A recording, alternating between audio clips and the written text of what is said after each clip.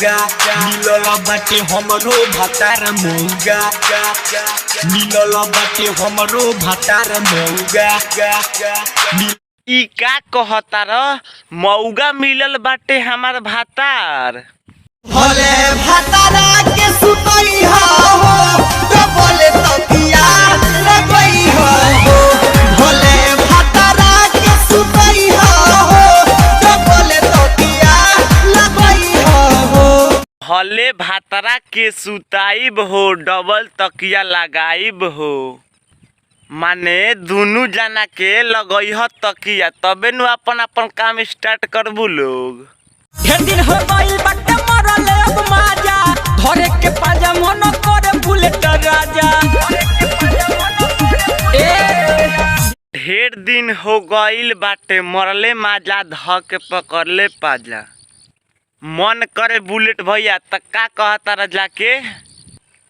ई मार लहोने जाके दिल खुश हो जाई इहे त गाना गावता लोग तनी सुनाव ना तो यही से त कहेला लोग कि बुलेट भैया मौगा हो गइल बारन।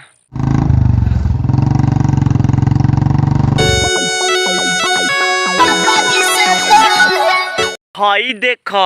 ना बैठल हनु तो जातारी पापा जी से कहे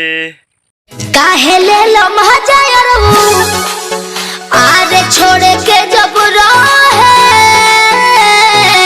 काहे लेला माजा यार उ छोरे के तरह है अच्छे जाए द अब से ना लिहन अब तू मत दिया फैन से दोबारा अब तू दूसरा कोई के पकड़ लीह।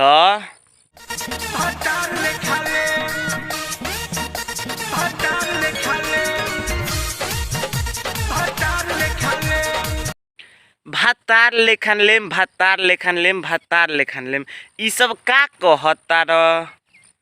ई कह कि जेगन तोर भातार लेबेला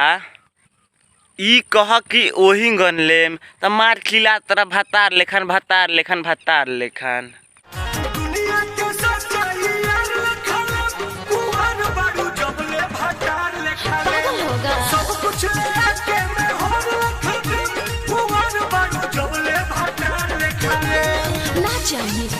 दुनिया के सच्चा यार लेखन लेम जब कुंवार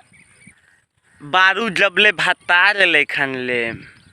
तो का कहे के चाहता र कि इनकर भातारा का कोई दूसरे लेखन लेबेला देखा इनकरा मौगा मौगा चीज करे के मन कर देले बा त केंगन उठाव तारी।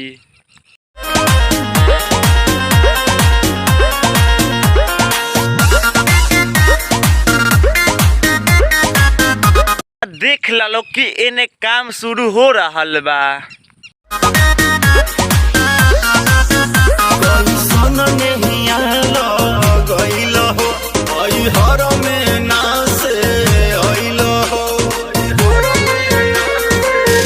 ऐसन नेहिया लगई हो नैहर में नाचे अइल ह बताओ लोग भाई लोग ई नैहरों में नहीं खन छोड़तरा केस भैया। तो चलिए दोस्तों वीडियो को यहीं पे ख़त्म करते हैं तब तक के लिए बाय बाय।